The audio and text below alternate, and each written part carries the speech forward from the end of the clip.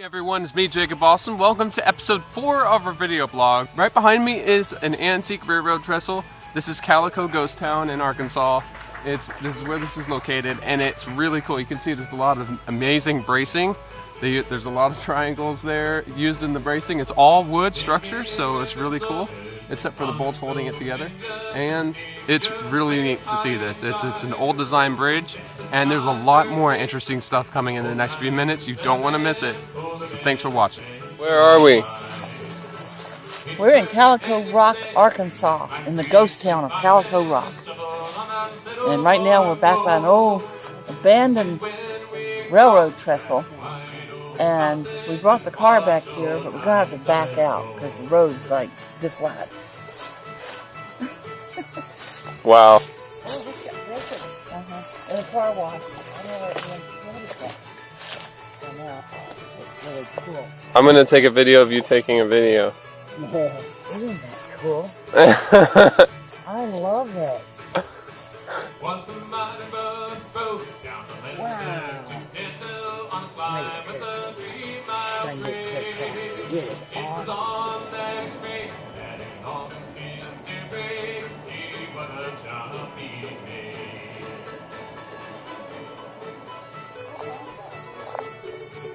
This is the Calico Ghost Town in Arkansas.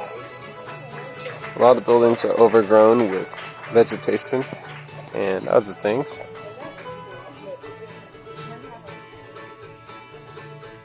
And then a telegram came from Washington Station. This is how it read. Oh, that brave engineer that runs 97 is lying dead in the bed. He was coming down the bridge, taking 9,000 hours, whistle broke into a scream. Woo! He was bound in the red, and on the cross, gone to death by the sea.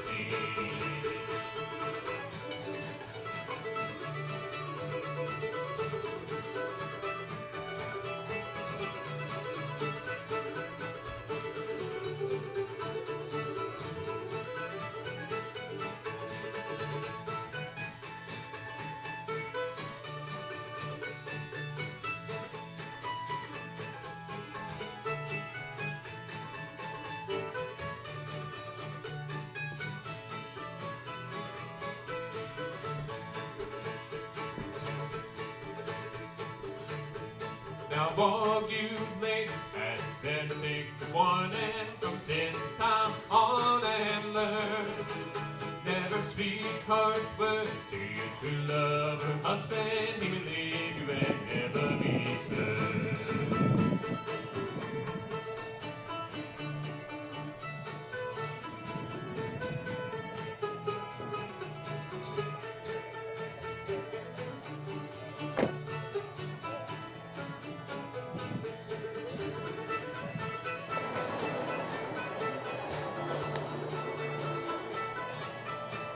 Going into the Calico Rock Museum and Visitor Center.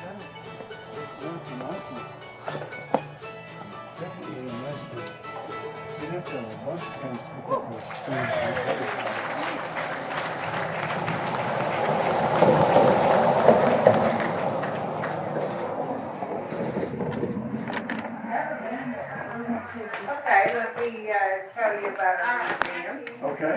We're giving you the standing on the deck of the Ozark Queen. Her other ships brought supplies up the White River until 1901. We have a Native American display in the back, museum upstairs. We have 3 displays downstairs. Back up this way, all the way to the back, is the museum. Right now it's just here at Calico Rock. And part of that area and this area is the Artisans Cooperative. All these things have been handmade by local artists.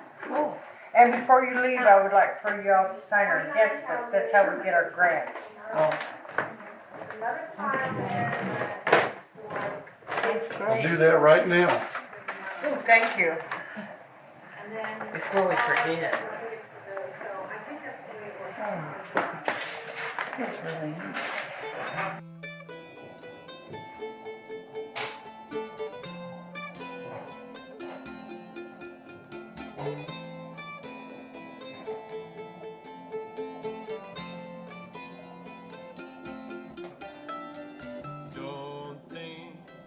sorry season said. Don't try turning tables instead. We've taken lots of chances before, but I ain't gonna kick anymore, believe me, that's how it goes. Someone knows what you're thinking. Don't say words you're gonna regret. Don't let fire rush to your head. I've heard the accusations before, and I ain't gonna take any more. Believe me, the sun in your eyes makes some of the lies worth believing. I am the eye in the sky, looking at you. I can read your mind. I am the maker of rules, dealing with fools. I can treat you blind, and I don't need to see anymore to know that I can read your mind. Looking at you, I can read your mind. Looking at you, I can read your mind. Looking at you, I can read your mind. Don't leave all solutions behind. Don't cry, 'cause I ain't changing my mind. So find another fool like before, and I ain't gonna live anymore, believing some of the lies, while all of the signs are deceiving. I am the eye in the sky, looking at you. I can read your mind. I am the maker of rules, dealing with rules. I can cheat you blind, and I don't need to see any more to know that I can read. Across the street. What's going on? Yeah, I know his son. I think it's by his son. See?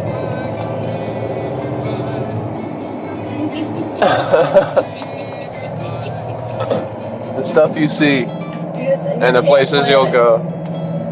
Like Robin always says, you can't make this stuff up. No, you can't. You just can't do it. I mean, you just couldn't do it. You couldn't make it up. The world's biggest rocking chair on Route 66 called Red Rocker.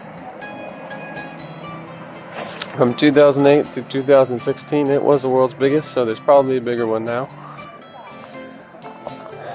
Someone asked how much it weighed. I'm like, I don't know. Is it made out of steel? Yeah, welded. Weighs a lot then. I am the maker of rules, dealing with fools. I can treat you blind. So, what do you think about the world's biggest rocking chair? I think that I don't think I can do it this. Oh, Wow. it's pretty big. And there's a light to light it up at night.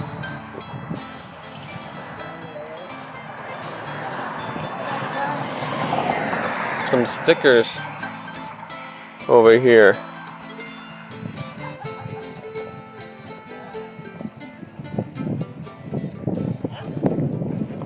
Wait, do that again.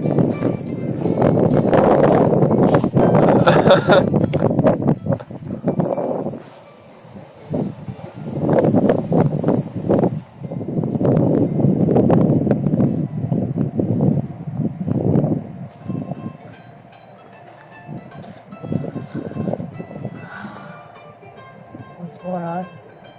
That's where mine was. Can you see it? You can see the hole. Robin Hood, Little John, walking through the forest, laughing back and forth, but the other has to say. Reminiscing, did not have such a good time. Oodalala, oodalala, golly, what a day.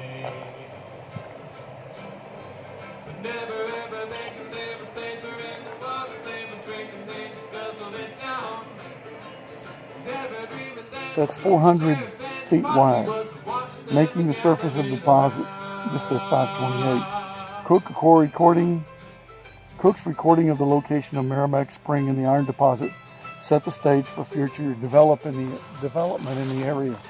I can't talk today. So we need to go to mile marker 1, or station 1.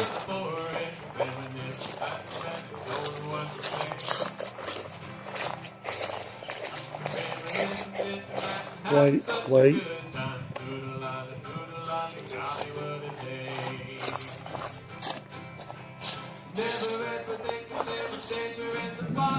This first station right here is the actual face or open pit mine. And this brochure says that this was called a filled sink. And it means that it's not a sinkhole that had filled up. It is an underground cavern that filled in with various materials. The Meramec iron deposit is an example of a filled sink that filled in with pyrites which were oxidized into hematite, which is iron ore. And this shows that there was a fissure, and then the fissure filled with deposits. And the pyrites were carried along by the stream of water and deposited in the bottom of the mine.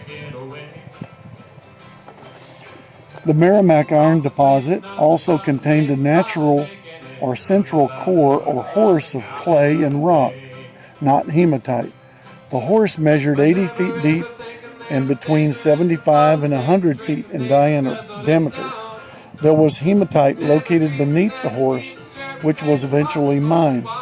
The central core is still here and can be seen ahead of you on the left side of the hill. And there's the core. And they mined all around it. And that's where a lot of the iron ore came out of, down there in the bottom, which is under this big core. The main body of iron ore was only 225 feet in diameter and was approximately 80 feet deep and located just below the surface. The process of mining was simple once the overlying soil was removed. The ore was dug out and hauled away. This type of mining is known as open pit or strip mining. There is no tunnel underground. During the 50 years the mine was in operation, approximately 375,000 tons of iron ore were removed from the mine. Wagons loaded with 5 tons of iron ore were pulled by 2 yoke of oxen or a team of 4 mules to this furnace area. The furnace would use between 12 and 30 tons of iron per day, depending upon weather and the condition of the furnace. Then item 3, which is up around on the other side, let me open this up again.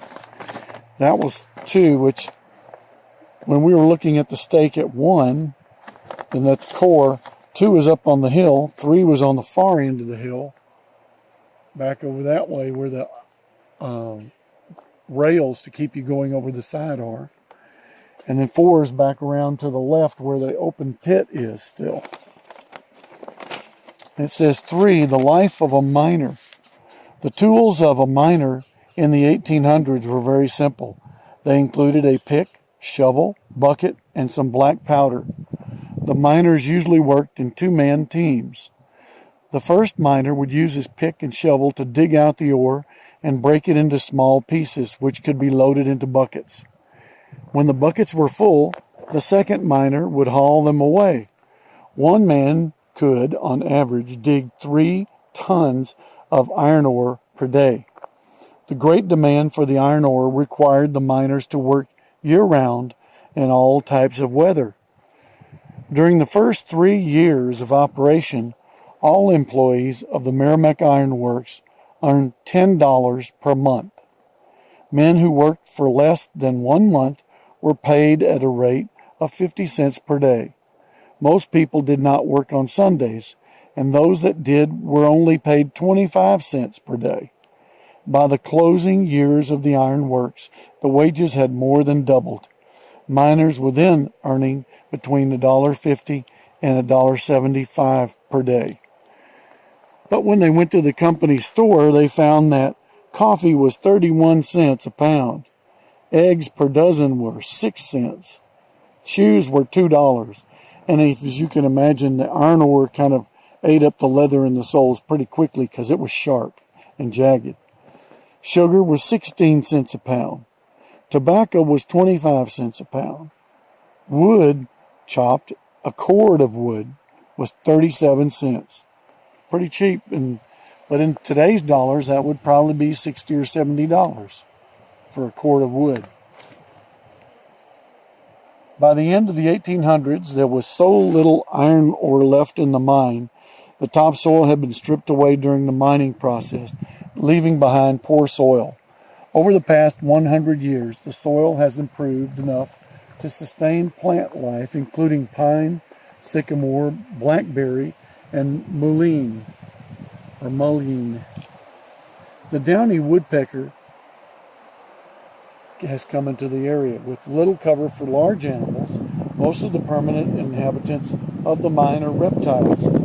Seldom seen during the heat of day, other animals pass through the mine area, and you can see the occasional track of a deer or a red fox in the mud after rain.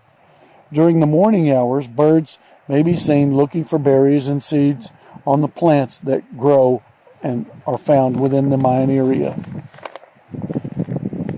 This is all presented by the James Foundation, and the park is administered by them, and they run it. Thanks to the James Foundation, we can see some of these rare glimpses of history of the past and how man got the iron to build tools, implements, and railroad track that eventually connected the East Coast with the West Coast. It all came from mine pits like this.